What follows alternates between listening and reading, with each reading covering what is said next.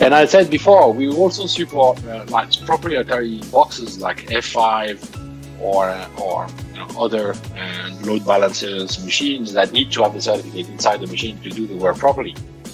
So F5, as soon as you have the REST API above 11.5, which is basically most of the written boxes, you can do the stuff the same way. Create configuration profile, put data group in data in the data group, and get your certificates. So that's the way it looks on the F5 side. You log into your F5 console, you go to local traffic and set policy SSL client. Yeah, it's the server certificate, but that's why they call it client. It's to be used by the clients, or consumed by the clients, for example. You put a name to your certificate, so for example, tab big IP or whatever. And that's it. And then that's the only thing we put. We don't define anything in terms of DNS names, validity, revocation, anything.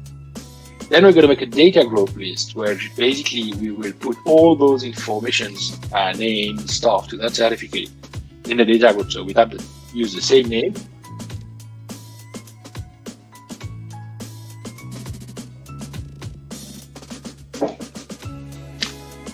Then we say, I want to put strings in there, and then we will put the information we want. So DNS names of the protected website, because typically on an F5, you have multiple websites protected by one certificate. So you want to be able to define multiple DNS names. So I put the first one, then I will put the second one, DNS2, etc., etc. Then you can put other information like admin email or contract email, so that if something goes wrong, people in theory should be able to use that email to reach you. But it's in theory.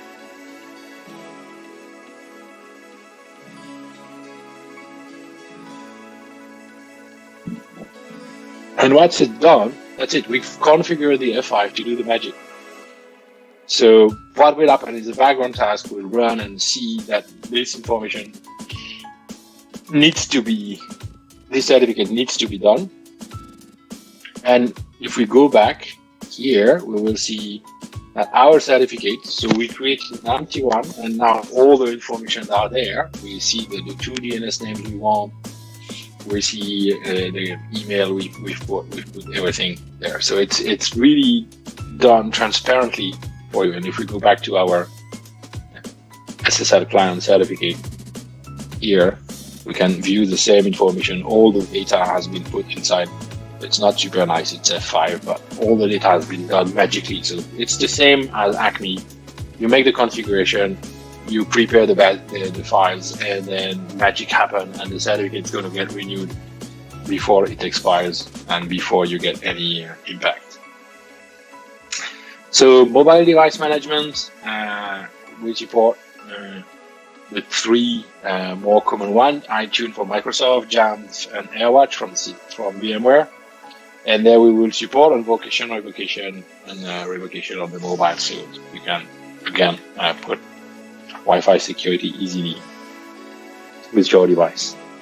Amazon, it's becoming more and more present everywhere, including in the region.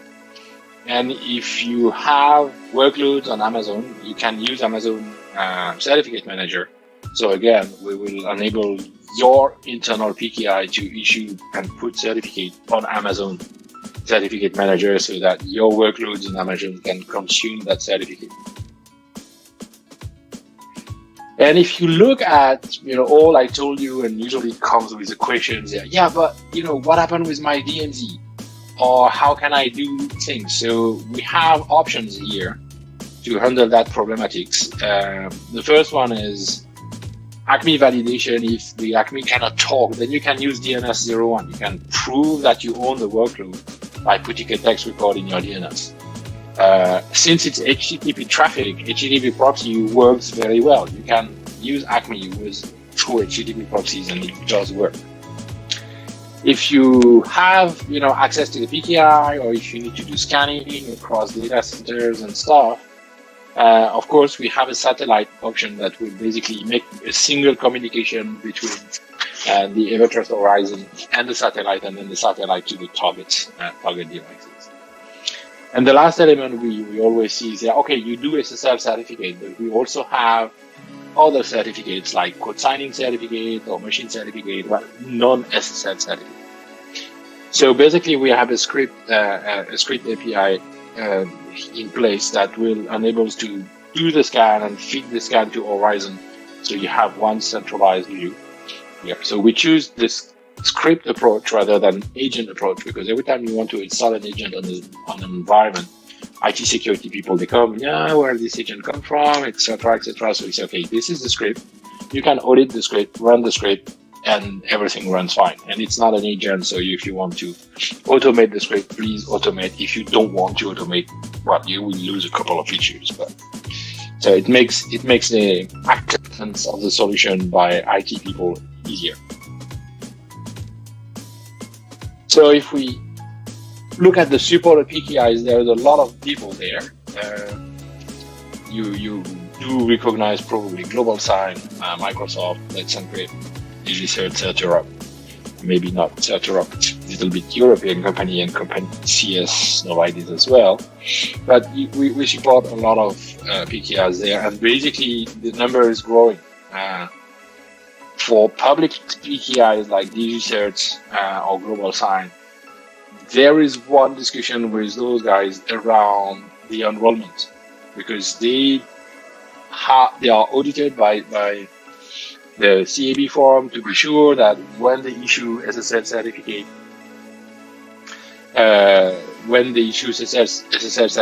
they make sure that you are who you claim you are. So that's the whole enrollment process.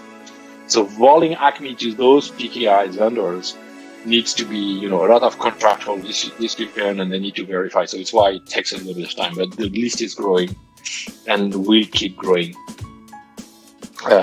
all the time.